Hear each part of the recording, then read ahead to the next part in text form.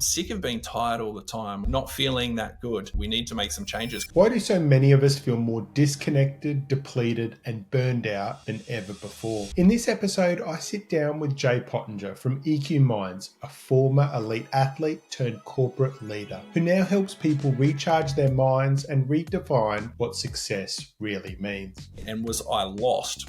100%. Like, I didn't know what was going to be next. We don't like that. Brain likes certainty. We dive into the 5 pillars of performance, explore how technology is reshaping our attention and relationships. Most of us don't prioritize sleep enough. Those little things make huge differences on your outcomes. You're going to see a dramatic change. And unpack what leaders, parents, and high performers can do to restore balance in a very noisy world. It used to be that once work was finished. But for lots of people, we never get that psychological detachment. No surprise that so many people are feeling very burnt out. What's a bit of a roadmap for someone right now to start taking action and making those changes? One of the key things is taking a step away from the noise and helping us tune into some of the things that really matter this week is my guest, Jay Pottenger. Jay, welcome. Oh, well, thank you so much for having me along. I'm very excited for this conversation. Yeah, well, I've heard so much about you, obviously from Chelsea, and I can't wait to dive into the mind of yours. Well, I don't know if that's good things that you've heard coming from my wife, but we'll take it and we'll see where it goes. Plenty of good things, and I'm sure a lot of listeners would know the name, obviously Pottenger, and a lot of the time it's Chelsea, but you're slowly coming out of the shadows, Jay, and a little bit more known, I think, on social media. Yeah, look, socials and I have a very mixed relationship. It's probably not something that I'm naturally drawn upon, but I've been dragged into it a little bit more, and I've been with the company now since 2019. So, yeah, we're finally building a little bit of momentum in that space, or maybe dragging me into that momentum. Yeah, perfect. Now, what speaks to you at the moment, Jay, when you think of the noise of life? What does it mean to you? That's a great question to kick off. So the noise of life, I guess, do we want to talk about a couple of concerns that I'm worried about at the moment, or do we want to... We are going to talk about whatever you want to talk about, whatever you're feeling. Yeah, so I guess the disengagement is something that is really, maybe I'm in a bit of an echo chamber and I'm seeing it more often and I'm discussing it with more people.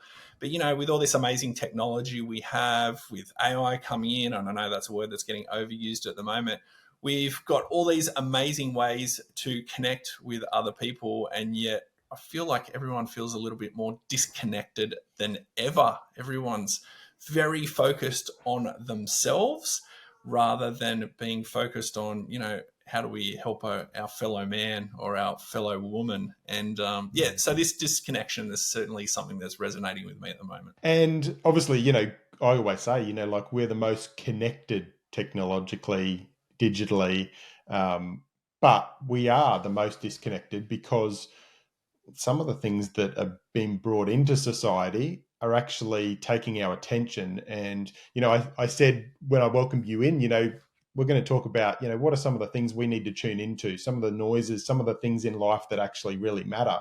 And what do you think are some of the things that are really affecting the noise in life and taking away, people from what actually does really matter? Well, let's start off with the obvious one, which is clearly the mobile phone or the smartphone. Something, as a parent is something that, as we go into this, our daughter's 10, we're going into a delicate age. Obviously, I'm very, very happy about the changes that have been made around social media and that getting, the 16 years of age before you can go on social media, and YouTube just being added into that, which, I think is fantastic as well. It makes the conversation a lot easier for my wife and I to have with our kids and other parents as well. But this whole, getting back to the phone, it is a significant challenge. And if you bear with me a second here, I'll share with you a really interesting study I read about, which came out by Ward and colleagues, around what actually happens when we just have the phone either in our hand or around us, and what's actually happening to our brain. So they got this whole group of university students, I think there was over 300 of them, and they had them do a whole variety of cognitive tests just to see how they would perform, their abstract thinking, working memory, things like that. And then they got them to do this whole series of tests, and then they brought in a mobile phone which was switched off. They put it near those people so that those people knew that their phone was near them, and straight away their fluid intelligence went down, or the marks in their fluid intelligence scores went down by 20%. Wow. 20%, and the phone wasn't even switched on. So now, when you think about people walking around, they're always walking around with their phone in their hand. They pretty much have every interaction with a phone near them or on a table or in their pocket.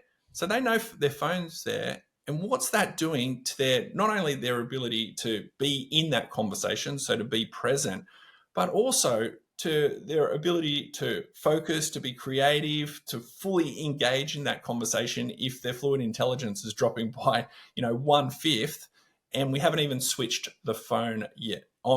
So that is pretty scary stuff. Pretty scary stuff. It is. And I know Simon Sinek does a really good video. I'm sure you've seen it, where he says, if you're talking to someone and you're listening to someone and you don't have your phone in your hand, how do you think? Well, you think they're actually present and they're listening to you. But if you just pick up the phone and you just got the phone in your hand and you're trying to listen to someone, how does that person feel?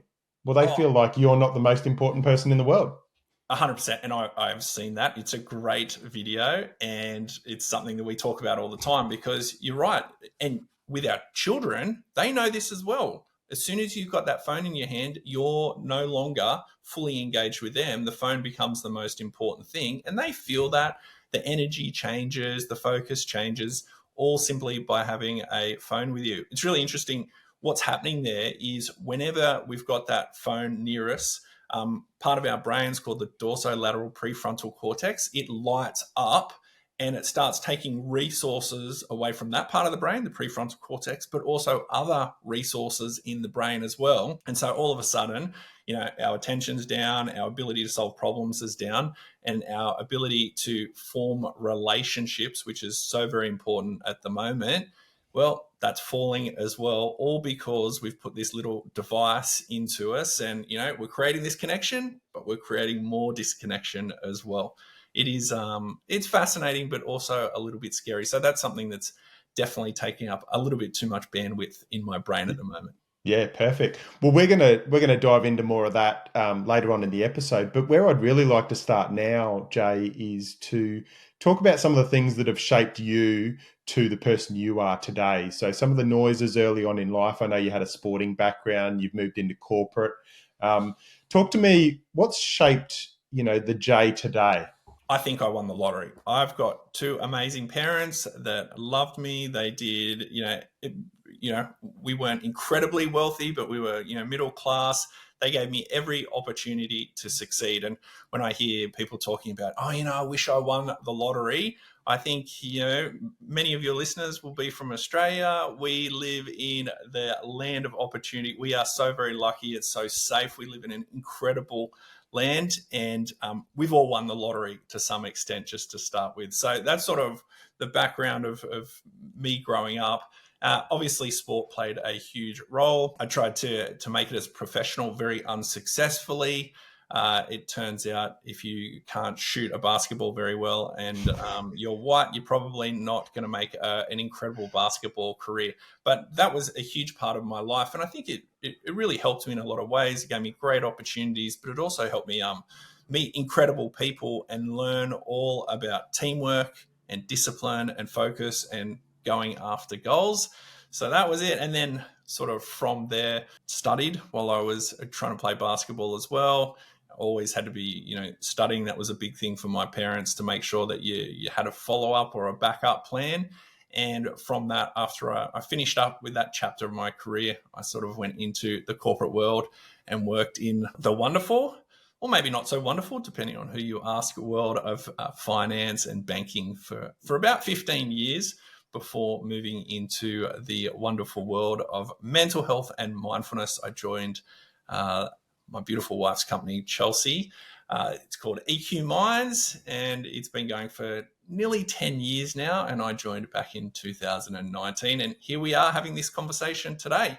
obviously there's been quite a lot of retraining and study within that as well. I went back and did some neuroscience and mental health studies, which has been fantastic and certainly opened me up to a brand new world, something that I'm incredibly passionate about and very fortunate to spend my time speaking to incredible people like yourself and other people around the country and the globe as well. Tell me about the conversation when Chelsea said, Jay, come and join the company. Yeah, well, it certainly wasn't one conversation, I can assure you that. And it was, it's funny as I reflect back, it was a conversation that went for quite a long time. And I thought, no way in hell will I ever work with my wife, and especially not for my wife.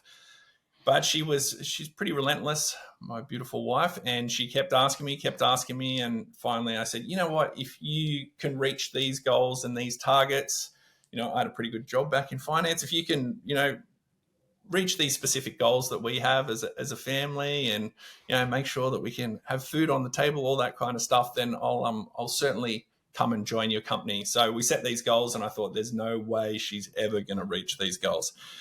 Anyway, she blew them out of the water in 1 year, and so here I am about 5 or 6 years later, a humble employee.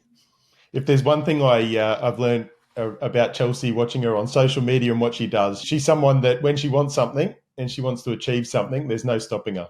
Oh, absolutely. She's pretty relentless, and you certainly need that as an entrepreneur and someone that goes out on their own. It's a very different skill set and something that she certainly thrived in, but people don't see the incredible amount of hard work that goes on behind the scenes. Often people will come and say, oh, I would love to do what you do, Chelsea, or I'd love to do what you do, Jay. And they're sort of comparing us 10 years down the track, sort of not looking into, there's quite a bit of a grind that went on to get to this point in time. I want to take a minute to thank you for joining us for the first episode of the Noise of Life podcast. And I'd love to speak to you for a second. If the conversation that we're having is resonating with you, then I've got something extra I'd like to offer. This is for those who maybe on paper life looks great. You're doing all the right things, but your nervous system is on fire all the time. You wake up already behind, reacting instead of leading. You go to work, stress out, come home, and you're overwhelmed. And even though you're constantly busy, you can't seem to escape what feels like a prison that you've built yourself. I've been there and I know what you're thinking. Why can't I feel relaxed? Why can't I shut off? Why my body and brain can't disconnect? That's why I now coach people through that exact struggle, guiding them back to a place of regulation, mental clarity, and real presence in their lives. If this sounds like you, then please reach out and connect. I'd love to have a conversation with you to see how we can get you more aligned, more connected, and back on track. That's exactly right. And everyone's got that story. Everyone goes, oh God, wow, you're an overnight success. And it's like, no. And I've heard Chelsea share, where she started, and that's kind of how I first kind of got connected to Chelsea. And it's a great story because for me, starting out a number of years kind of, earlier now, it's kind of like, it inspired me. And as I said to Chelsea, it inspired me, and the story inspires me because a lot of people compare themselves to the year 10 or 15 of doing consultancy or coaching. Everyone started somewhere, grinding it out. Yeah, absolutely. We all do that, right? We compare our now to someone's, way down the track. And that's both in the world of, being an entrepreneur or in the corporate space as well. People just didn't become the CEO. There was a long, long journey that went into that, a lot of hard work. And so, we're all on our own journeys going in different directions. But it's certainly been a fun one today. Very fortunate. Yeah. Perfect. Talking about goals and achieving things and success, I'd love to ask you, Jay, what did success look like back in your sporting days and in your corporate days? Yeah, interesting question. So going back to the sporting days, I was very young. I was a kid, and so maybe my goals and my objectives weren't probably what they should have been, or they would be as now, I should say. It's a very selfish time back then. It's all about, achieving, and it's very individualistic. It's about what can I achieve? What can I get to? how can people help me get to what my goals are? And that's, as we all get a little bit older and a little bit wiser, that changes significantly and our priorities change in a big way. And I'd like to think now it's more about how we can help others and how we can have more happiness in our life, not only for me, but for my wife, for my family as well. And those little moments where, you're speaking to people like yourself, or, we're speaking to big audiences, and that one person comes up and says, I saw you 3 years ago, and that has really helped me make this little change that's made a big impact in my life. And that's really where we get our motivation and our joy from these days. So it's a very, very different journey, but I think one that most people go on, right? Yeah, exactly. Now, obviously, back in your sporting and obviously in the corporate, you were pushing hard. There was a lot of hard work, achievement, achievement, achievement, as you say. Where were you back then of the effect on not just your body physically, but also your mind? Yeah. Well, again, remembering this was, we're going back 20, 25 years ago. So if we think of the sporting days, the way we trained is just so dramatically different to the way athletes train these days. The support they have, the knowledge they have, the information they have access to, the technology they have these days, it's so very different to what I would call the primitive days as back when I was going through it. It was just about pushing hard, doing more. It wasn't about the specificity of, trying to, exercise for that specific outcome. It was just about volume back in those days. You were just pushing and pushing and pushing. You weren't really thinking about, hey, is this really going to be good for me from a longevity perspective? Is this really good for my mind as well, for how I feel? It's just about, I want to reach this goal, and the only way I know how to do that is to do more volume. And so it was a volume game back there. Whereas I think nowadays we're training a lot more specifically for outcomes. And so it's about going, I want to have a long career here. How do I make sure that whilst I probably work harder than I ever have right now, I'm doing it in spurts and sprints rather than just trying to burn the candles at both ends. I was doing study, a couple of years ago, and I look at the way I studied then versus when I was studying back as a kid, and it's just so very different, right? You get to 6 or 7 p.m. now, and you're like, my brain can't take anymore. Whereas before it was like, oh, it's 6 or 7 p.m. I've got a test tomorrow. I better keep going. And, that's not going to be a great way to show up in your best form the next day. But back then you didn't know it. You just thought, I've just got to get more knowledge in, not realizing that your performance was going to suffer significantly. So I would like to think with the knowledge we've accumulated, not only over the years, but as we've got access to more information and our studies have taken us on certain paths as well, that we try and train a lot more smarter these days, whether it's towards our goals or towards our business goals or our personal goals as well. Now, from a sporting perspective, you hit an injury.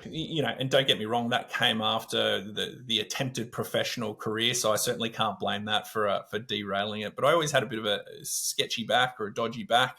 I think some of it might be genetics because my father actually had the exact same surgery that I ended up having. But yeah, it was while I was still sort of playing semi-professionally, I busted my back, and that sort of ended that. And then about 5 years later, I really blew out the back in a really bad way and ended up blowing out a number of discs.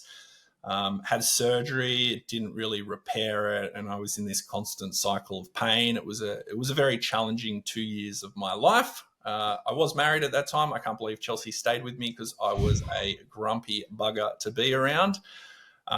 But very, very fortunate because I was actually accepted into a clinical trial at Neuroscience Australia. And this sort of not only completely changed the trajectory of my health, but changed the trajectory of where I wanted to go as well, because I got into this clinical trial. It was part of Neuroscience Australia, and they just opened up my world to how amazing this thing is, how amazing the brain is, and that we can train it in a variety of different ways, whether it's for physical outcomes or mental outcomes as well. And that I better start treating it a lot better than I had been as a 20-year-old, that's for sure. So yeah, whilst it was a terrible time, a very, very challenging time in my life, from it, I think it sort of catapulted me in a completely different direction. So, people talk about post-traumatic growth. I certainly thought, I think, or I know that that was certainly the case for me, because it's certainly brought on a different way of looking at things for me. I'm very happy that I went through that experience, albeit a poor one. And at that time, obviously playing semi-professionally, you kind of like, I've got to achieve and I've got to play. And obviously there's a lot of social and there's a lot of positive aspects of when you are competing, that is helping from a mental health perspective, and then also a physical health, emotional health as well. But talk to me when you couldn't and you went through that time. Obviously you said you were a bit of a grumpy bugger, but talk to me about how that affected your identity. Oh, yeah. The identity is a big one, right? Especially coming out of a sporting background, because everything's tied to that identity of, achieving and being good at something, and having people say, oh, you're good at that, and you think that becomes you. And likewise, I think we get that in the professional world as well, right? Our identity becomes, or, well, this is my job, or this is what I do, or these people look up to me, or I manage this many people. And that becomes your identity. And when that is really quickly stripped away from you, well, then it makes you absolutely take a long look in the mirror and say, well, was that my identity? Is it my identity that I want it to be? Or how do I change that? And when you get a severe back injury, and, I'm a big guy, I'm 6'4", physical fitness was sort of definitely part of my identity, and to have that taken away, it was a big slap in the face. And like, I won't lie to you, it caused my mood to plummet in a big way. I don't think I ever really faced significant depression. I'm probably very fortunate that I don't have that genetic makeup. But was I in a bad mood a lot of the time? Absolutely. Was I grumpy to be around? Absolutely. And was I lost? 100%. Like, I didn't know what was going to be next, let alone how I was going to get out of bed. But what was I to become now that this was, my identity was stripped away from me? What was going to be, the next step in my world? And it, what we're like when things are uncertain, when there's change, we don't like that. The brain likes certainty. The brain likes knowing what's next, and that uncertainty is very difficult, especially for some people more than others. But, it was a difficult time, and something that I had to process through. But again, I do wonder if I was sort of fortunate in a way to go through it then, because it's helped, be able to not only change the trajectory, but now when I face challenges, any challenge I face, you look at it and you go, it's not really that big a deal. Is it really that big a stress? No, I'm pretty happy, pretty healthy. My family's in a good way. Things are pretty good. I'm not too worried about this little stress, or this perceived stress that has now popped up in my life. So maybe I was fortunate to face it a little bit earlier. And I think that's a key thing. People throughout their life, when they, hit challenges, or, it's a diagnosis or an event that really kind of tests them. I think that's the key thing, as you've outlined there, is that it's actually grown you, right? And, sometimes things happen and people let it define them. You didn't let it define you. No. And, was that good management, or just luck, or good support? And probably a little bit of all of them. I had an amazing support network around me that, was constantly there. Regardless of what the outcome was, they were always going to be there. I mean, I remember my mum, this is a guy who's in his 30s. My mum would drive several hours to pick me up, to take me to hospital appointments, because Chelsea, might have been away for work or whatnot. How many people have that? Hopefully lots of people, but that support network was always there. So I always knew that, I had that support, and that helped me in such a big way, which is one of the reasons that we spend a lot of time investing in our relationships these days, right? Because when you're in a bad way, you want to have those people around you that are going to help you out, because we're all going to face challenging times, whether that's a back injury or, something bigger or smaller. we want to have those people around us, and it's about investing in those relationships to make sure that we do have them, whether it be family or friends as well. Yeah, 100%. Couldn't have said it any better. So obviously moving from, the noise and the pressure that you were feeling to kind of more clarity and into more recovery. Obviously you mentioned found neuroscience, and also mindfulness, these kind of things. Talk to me about your first steps into that. What did that look like? Yeah, so it really was with this program. The program itself is based around mindfulness principles. So my brain had basically created this fake pain pathway. So my back injury that I had, I'd had the surgery, they'd fixed it up, and yet my brain still thought that this pain was radiating down into my back and my legs. And so the program, which is called the Resolve Trial, it's fantastic. Check it out on Neuroscience Australia. It's actually been published in a very prestigious journal called JEMA, the results. But what they did is they basically rewired these pain pathways. One of the means that they did was through mindfulness. And so I used to have these little mindfulness games I would play on my phone. Chelsea would have to draw numbers on my back, and we'd play these mindfulness games as I tried to train my body to understand sensations in different areas of it. And so it was about learning, okay, so mindfulness is just, the attention of our focus. And that was sort of my introduction. And from that, it obviously grew in a huge way. And I started exploring all different things of mindfulness, started doing transcendental meditation, looked at different breathing exercises. So from that, it sort of flourished into this whole interest.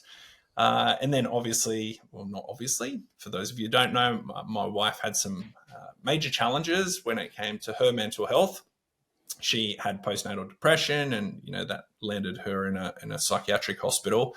And so obviously we brought a variety of different skills and knowledge that we knew, but this obviously was a whole nother beast that opened up our eyes to, okay, what else is there out there that can really help with her recovery? And obviously from that, it's developed into EQ Minds, and we spend our time now talking and trying to educate people on how to take care of themselves from a mindfulness and mental health perspective across psychology and neuroscience now. Yeah, that's awesome.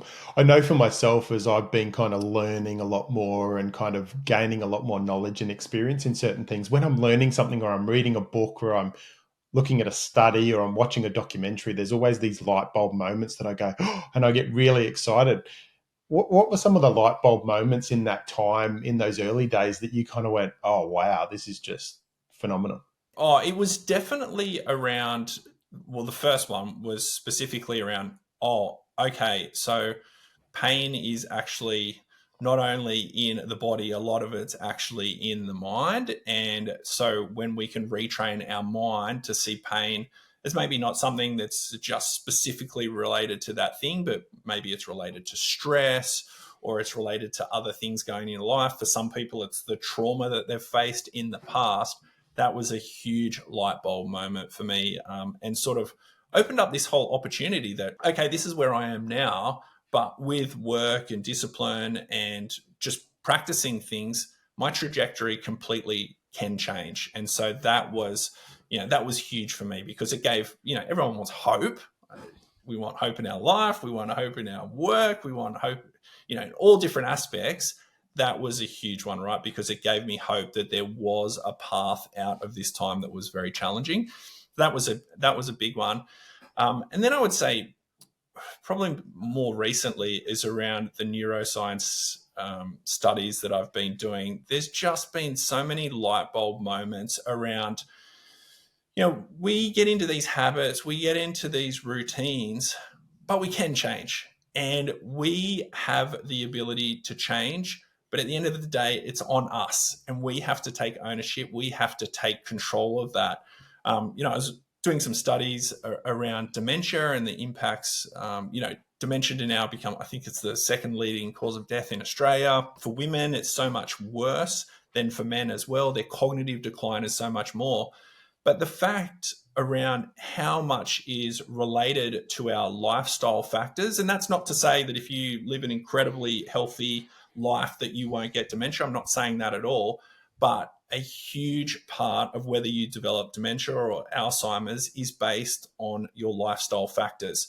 So why wouldn't we doing everything that we can to make sure that we're taking care of ourselves so that we don't get dementia in the future? So just these little things around, taking care of yourself, well, it's not only good for us because we feel good now, it's not only good for us because it's going to help our mental health, we're going to perform better, but there's long-term consequences as well. And, lifestyle factors just play such a huge role, which again, everyone or most people can control, but it's all around having that discipline and accountability to take care of yourself. Perfect. Now you talk about, the 5 pillars of performance. Can you explain a little bit about that?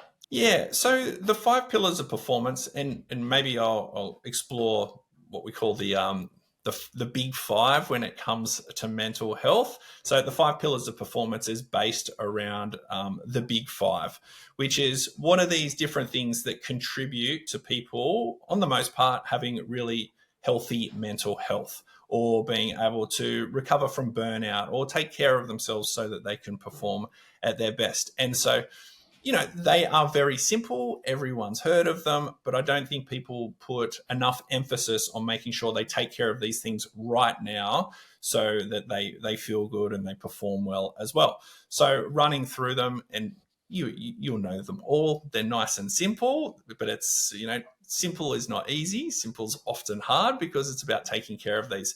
So we've got exercise. Everyone knows they need to do movement. They need to exercise, take care of themselves. We've got sleep. Sleep is, our best performance enhancer known to man, and yet most of us don't prioritize sleep enough.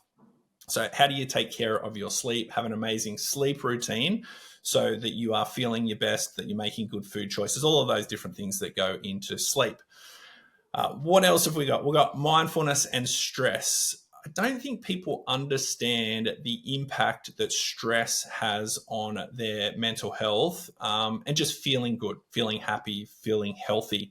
Stress, and again, they sort of pair up stress and mindfulness. How are you taking care of being mindful or managing your stress in a positive way? And there's a million different things you can do to help manage your stress. But do you have stress management techniques in place, or are you reducing the stress in your life to make sure that you're taking care of that?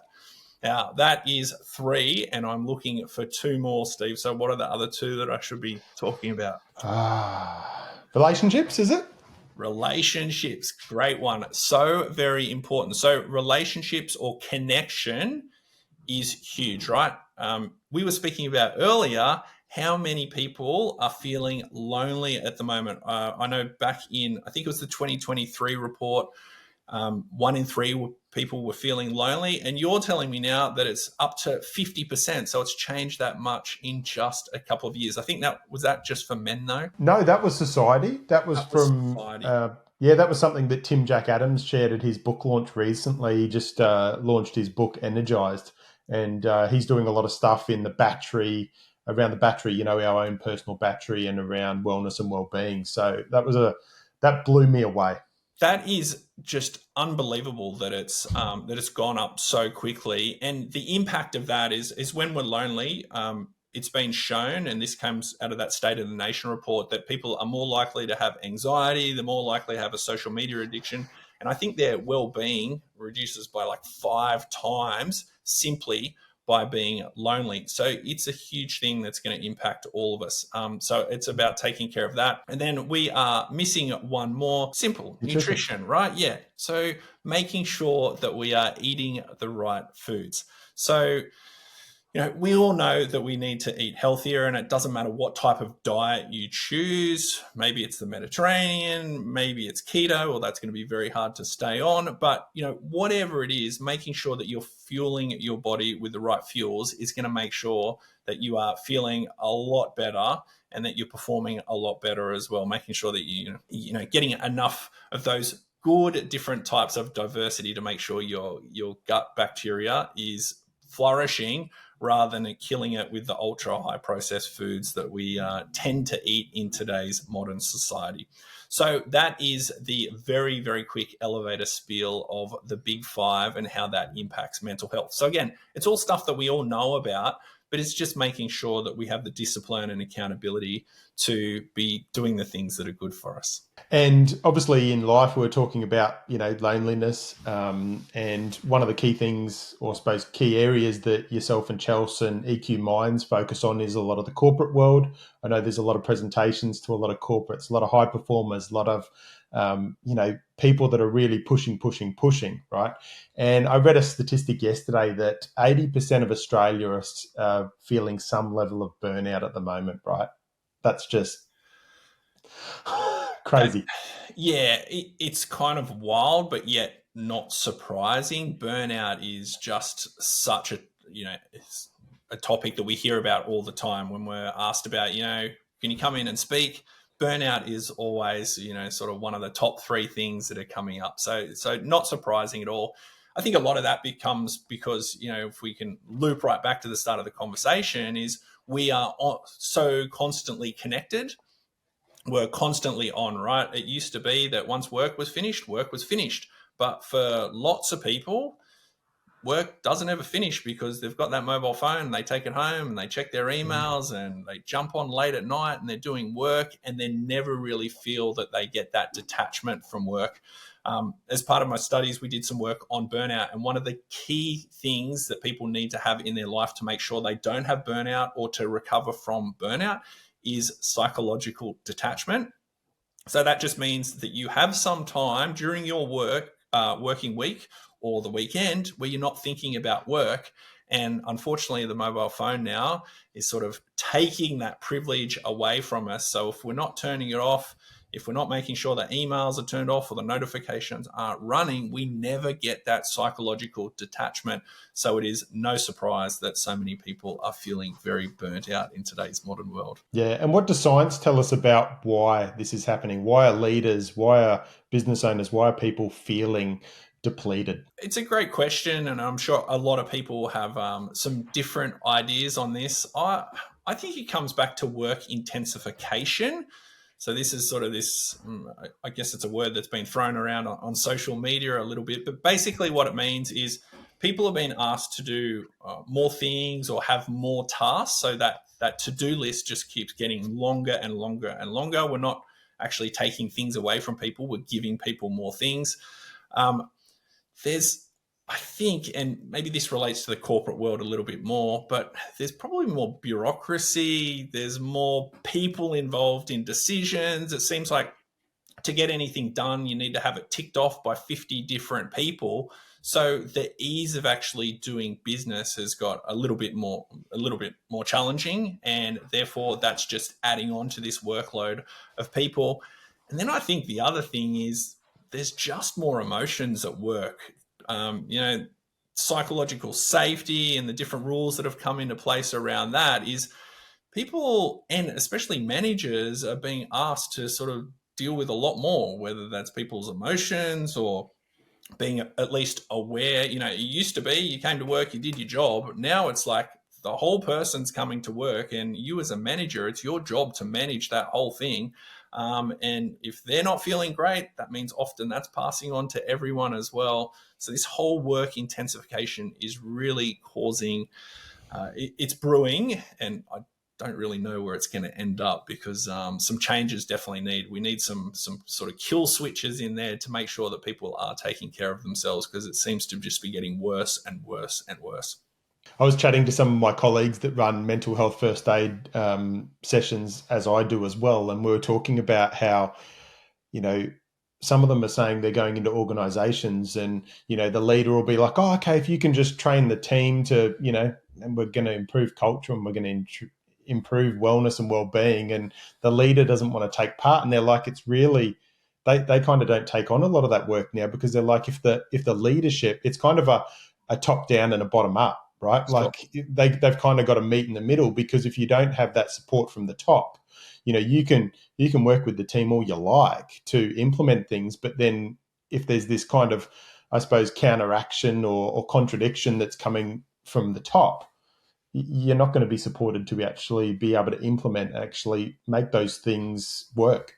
Oh, absolutely. It's got to come from both levels, right? And you sort of hit the nail on the head where if you've got a leader that still then is, throwing endless work at people and there's no task delineation through it, of course you can have all the mental health tools in the world, but if the workload's out of control, then the workload is still out of control. And if those expectations are unrealistic, there's going to be some problems. So yes, absolutely. But I also think on the other side of things as well is we need to find a little bit of a middle ground where it can't all fall on the manager to have to manage all of these different emotions and things. There's got to be, some level of, okay, that person, and it's very delicate. It's difficult, but it can't just all fall on the manager that they need to solve every single problem, because that's unfair too, right? They have a job requirement and a job set, plus their own jobs that they're doing as well. So, it does have to come from all different angles. It's very, very difficult. It's also that self accountability as well. We were having a conversation in a group a couple of weeks ago. We were talking about wellness and well-being in the workplace and in organizations, and where's the responsibility? And there is a responsibility from both, because, an organization can put in the best systems and the best support structures and really be there for their teams. But then if their team members are scrolling on Instagram Reels until 1:30 in the morning, and that's affecting their sleep, one of the pillars, right? If they're not exercising, if they're not going to the gym, if they're not working on some of these things themselves, well, then, they're not going to be able to show up as their best part, but, their best version in their role, in their team, and in the environment that they, work in.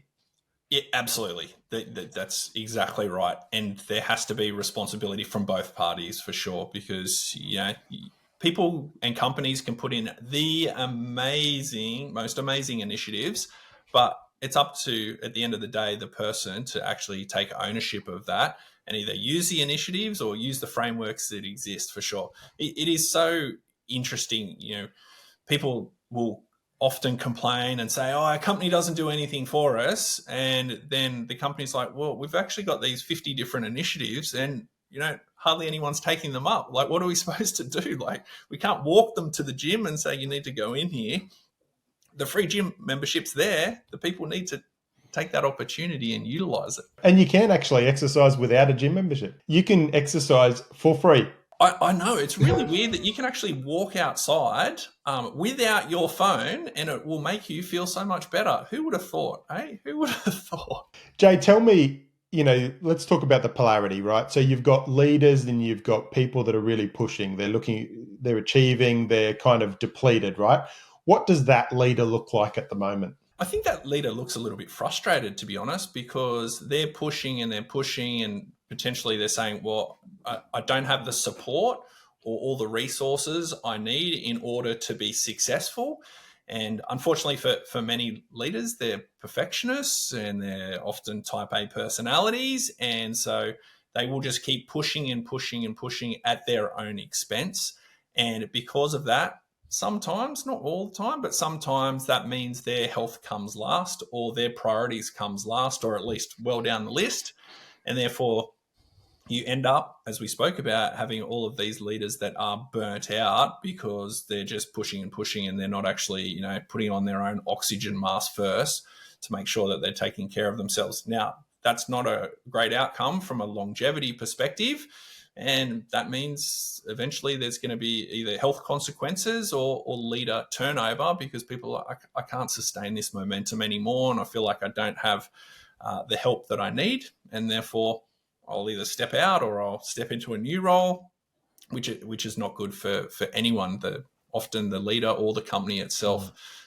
So we do need to change those priorities, but it's a multifaceted thing that takes input from everyone involved. It just doesn't fall on the one, as you were speaking about before. When leaders or people that are feeling depleted, they're feeling burnt out, then they try and put a kind of band-aid on things, right? So what are some of the things that you see or, you deal with sometimes where, like, if a leader is feeling depleted, how do they pop themselves up? How do they kind of put that mask on and kind of put the armor on to try and show that they're still showing up and they're the best version that they can be? Oh, is in terms of what they are doing or what they should be doing? No, what are they doing Oh, to try and make themselves? I suppose maybe they're in a little bit of denial. yeah, I definitely think there's a little bit of denial. I think there's a little bit, they'll go to a retreat for 2 days and expect that, they'll hit the full reset button, and then they'll come back and do the exact same behaviors that they were doing before. And within sort of, probably day one or maybe day two, they're back to feeling what they were already feeling before. So potentially, you know, doing the same things and expecting a different outcome is probably something that we're seeing pretty frequently. Whereas we need some full behavior shifts in order to help manage those outcomes, and that is as simple as having conversations with your leaders or your boss to say, okay, well, this is actually where I'm at, this is what I'm feeling, these are this is what I've got on my plate, how do we actually manage this better? But then there's also the personal accountability, is what are the little things that we can do during the day to make sure that we're recharging our brains and our bodies so that we feel good? Are we having regular breaks? Are we making sure that we're looking after that big five that we spoke about? Because often, when we sit down with people and you go through the big five list and you sort of give yourself, are you a green, an amber, or a red on these? And they'll go through and they'll be like, yeah, I'm pretty good on this one, or I'm pretty decent on that one. And then 2, 3, maybe 4 of the different, pillars that we've got there, they're turning pretty red and they're wondering why their performance is not that good. And they've got that burnout that's happening as well. And with EQ Minds and the work that you do and the work that Chelsea does as well, talk to me about what do leaders start to see happening in their lives when they start making some of these changes and start kind of tuning into more what they need and tuning into some of those 5 pillars? I mean, that's a great question. I think it's different for everyone, right? Everyone's on their own journey, and for some people, it's something that's intensely personal that has happened to them, which triggers that change.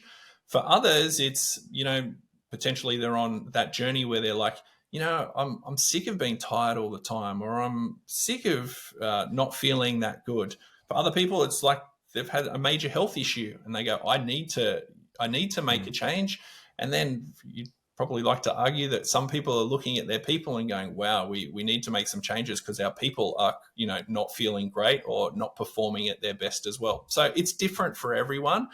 I often think when it's personal in nature, that intrinsic motivation is a much better driver than you will find elsewhere. And so that often, we see these leaders and they come to us and they say, I want to do, A, B, and C for my people. Often that's because it's intensely personal for them.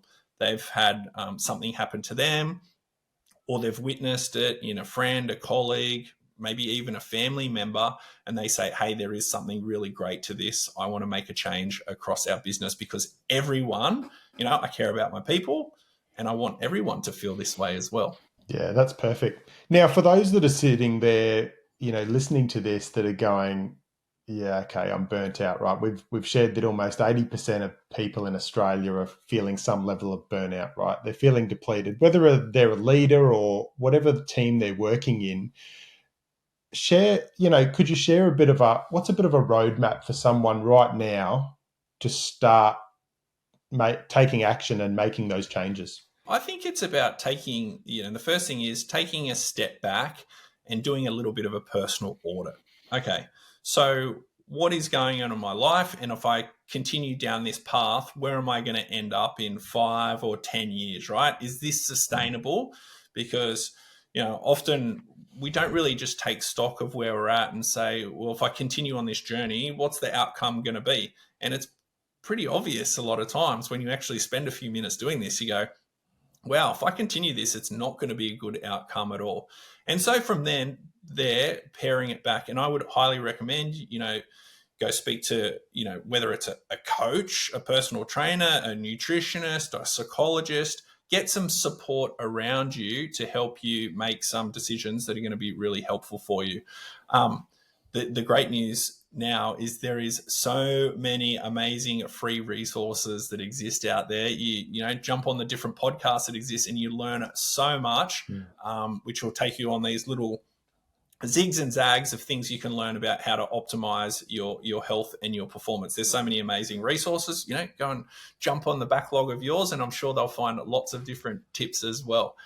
And then it's about just going, okay, so what are the quick wins? What are the easy wins I can do today to really start feeling better? So have a quick audit of that big five that we spoke about and just say, you know, am I happy with my nutrition? Am I happy with my sleep? Am I happy with my stress management tools? And then just make a little change. Don't try and change everything straight away because you'll probably overwhelm yourself and you won't do anything. But what's a couple of little habits that you can start with and then start building on them? So, you know, little changes, when you do them every day, they really add up. You know, that whole capitalized interest thing, well, it's the same with health. Those little things make huge differences on your outcomes, especially when you start multiplying them over, you know, 3 months, 6 months, 9 months, a year. You're going to see a dramatic change. So start small, but the outcomes will be very big. You've come this far in the episode because you're craving something more. You're asking the questions of yourself and searching for the answers. I just want to say I see you and thank you for stepping up to be here. You care about your own growth, about living with more meaningful connection and presence. The problem is that you don't care about those around you. The noise of responsibility and external factors has buried your capacity to connect, not to mention the level of overwhelm and burnout you're experiencing. If this is something that you're wanting to fix and would like some support and guidance, my Instagram is open. Let's connect and start a conversation so we can start rebuilding your core for stronger and authentic connections. Yeah, perfect. And starting small is a key thing, because I always say to people, a lot of the time people will go, oh, I'm going to eat well and I'm going to change this and I'm going to exercise, and then they get overwhelmed and then it all just goes to, right? So just pick one thing that you can do today and this week maybe, and then next week implement something else in and just build it up little bit by little bit. Yeah, absolutely. Everyone should go and read what's the Atomic Habits book. James Clear. Yeah, James Clear. Just a fantastic book, right? Because it simplifies everything. And it is really so true, right? How do you put this tiny little change in place to get this big outcome? And highly recommend reading that book, because it'll show you how to really pull it back really, really simply so you can do the small things well. Yeah, perfect. On the topic of books, what are a couple of your other favorites? Oh, what are my favorites at the moment? This will probably show, I don't know if this is a really good thing, but I've been reading a Viking series at the moment, which I've been getting way too into, and it's been consuming way too much of my spare time. One of the things I was actually speaking to Chelsea about is we are trying now to implement, and it's, you know, more of a recent thing, but when we go walking, not taking a phone and not having, because I consume most of my information through podcasts and books and audiobooks and things like that, rather than sitting down and reading them. But I'm trying to have a walk every single day where I don't actually have any device with me, so that I can just be alone with my thoughts, which I think has made a huge difference to my problem-solving ability and also to my mental health as well. It's great. But back onto the question around the books. So I usually read books that if I'm trying to consume information that's more knowledge-based, I'm usually doing podcasts, to be perfectly honest, rather than books. So that's sort of where I'm at the moment. What's your book at the moment that you're into? My book at the moment, I've just been reading Energized by Tim Jack Adams because I just got that. But there's a number of books. The Book of Awakening is something I got introduced to years ago, and it's Every Day by Mark Nepo. And every day it's actually got a quote and then kind of a reading that he's written around his life. He went through a cancer journey. So it just seems to be something that when I feel like I need it or I see it, I'm like, right, I've got to pick up. But I'm someone that really struggles to read a book from start to finish. And that's where audiobooks have come in, because I love, if I'm driving to the coast or I'm driving around, I can just listen. and it's easier for me. But I also like books that are easy to read, or they're ones that you don't have to read from start to finish, right? You know, Wayne Dyer, Change Your Thoughts, Change Your Mind, all these different types of books. The Daily Stoic by Ryan Holiday, which I just, kind of got into as well. It's all just stuff that just, and I'm a big journaler, right? So I love journaling. So I always say it just prompts what's within inside me Yeah, and gets great. what's within inside me out. So it might be something that I kind of read, but it inspires or it kind of lights a bit of a spark inside me. Oh, excellent, excellent. Have you read Extreme Ownership by Jocko Willink? That seems pretty relevant to today's No, I conversation. haven't. I'm gonna put that down. That sounds like a good one. Oh, that's an amazing one. I think every leader should read that. It's yeah, it's all about accountability and yeah, it's a fantastic read. He's a little bit extreme, but extreme ownership sort of says it all. Yeah, perfect. Now, Jay, can you share, obviously you've shared some of the pillars, what people could put in place. What, knowing what you've done, what actions do you take every day? What does your day look like to make sure that you're not just kind of emptying your cup, but you're also filling it? Yeah, and I think this is a very personal thing. So everyone needs to find what works for them. So I'm a very, early person. My daughter's a late person, so it drives me crazy because I'm trying to get her to bed before I go to bed and I'm just exhausted, so I'm probably moody. But I'm a very early person, so I get up before anyone else in the house gets up, and that's when I do my best work. So I go straight into the office and I'll try and smash out 2 hours of work before anyone else wakes up because there's no interruptions, there's no emails, there's no nothing coming through. So that's my most important work time. I'll try and get a walk in, just a quick walk up to the coffee shop and back. Obviously, it depends if my lovely wife is around or whether I have to give that one up because I'm looking after our child. And then every single day, the non-negotiable is I don't eat breakfast, so I start eating at lunchtime, and I try and get as much protein as I possibly can in during that sort of 6 to 7 hour window that I actually eat. So getting lots of proteins are a key thing for me. And then I will always exercise, whether that's I've set up a gym in our house now, so we go down, work out. I like to lift weights, jump on that assault bike, which no one likes to do. It's horrible, but I think it's very, very good for you. And if I'm not doing that, I'll go out and do a surf or go for a bike ride or something. So I try and do exercise every single day. Perfect. Otherwise, I'm very, very, very, very, very unhappy if I don't get regular sleep, and so I'm very protective of my sleep routine, and I try and get to bed very early. So probably not the best social person to be around. So when we're organising different things and anniversaries and catching up with friends, I'm always the one pushing for a lunchtime catch up. I do love a lunch rather than a late dinner. Yeah, perfect. Now, Jay, you and I are both very passionate. We spoke about even before the episode around men's mental health. What do you think when it comes to noise at the moment? What do you think, the biggest noise from the men you're talking to or what you're experiencing? What's the biggest noise out there for men? For me, it's definitely disconnection. So we as men are not very good at it. We need to get better at connecting with people. And it really is as simple as investing time into our relationships. And that's with everyone, right? Whether it's our family, our kids, or our friends as well. And that means prioritizing it. So we all get busy. We get busy with our careers. We get busy with work. We get busy with our families. But if we don't make time for it, we won't do it. And so I try and block out time in my calendar each week to make sure that I'm catching up with friends. Send them a text message. Let's catch up for coffee. Let's catch up for a Friday lunch.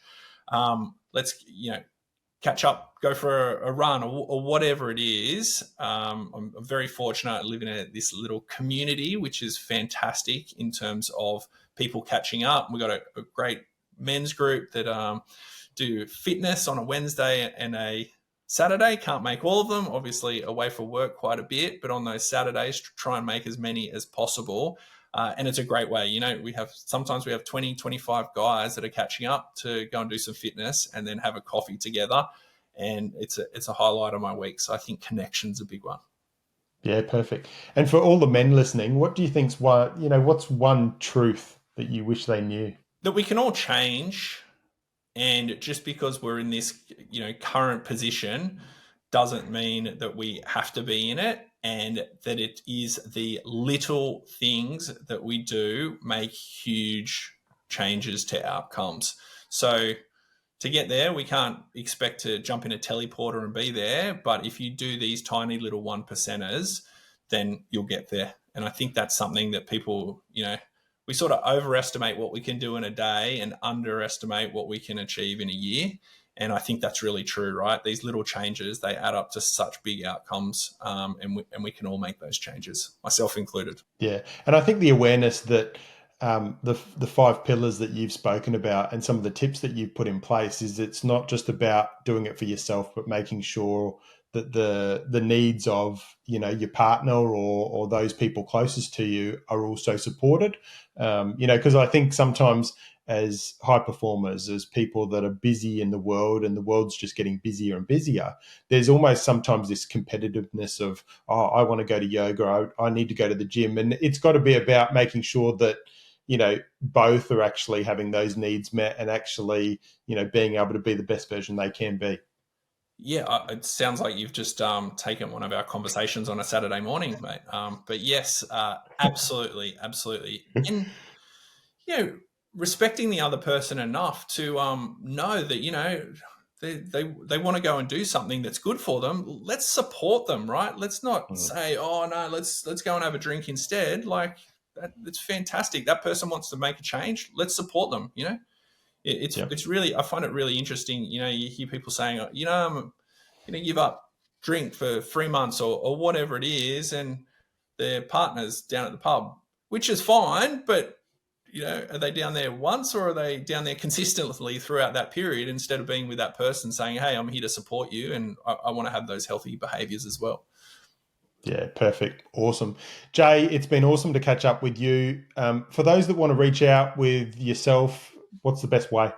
Yeah, you can have a look at eqminds.com. So we're up there on the big bad internet. Alternatively, if you want to follow on socials, we have at eqminds on Instagram, where my wife does a much better job of posting on there than I do. And we've got a team there that's putting up videos, and I even get to star in some of them occasionally, although it's certainly not my the highlight of my week, but we've got plenty of stuff on Instagram. No, that's awesome. I love the work that yourself and Chelsea and EQ Minds are doing. It's great to finally connect face to face, and one of these days we're going to connect in person as well. But thank you very much for your time, and I just can't wait to continue to see the passion and purpose that you guys, are putting in place and the impact that you're having around Australia, but also globally as well as you kind of start to spread into different countries. So very kind of you, and it's been an absolute pleasure. Thanks so much for taking time out of your busy diary. So I really appreciate you having me along for this conversation, and thanks to everyone for listening. Awesome. Thanks, Jay. Thank you.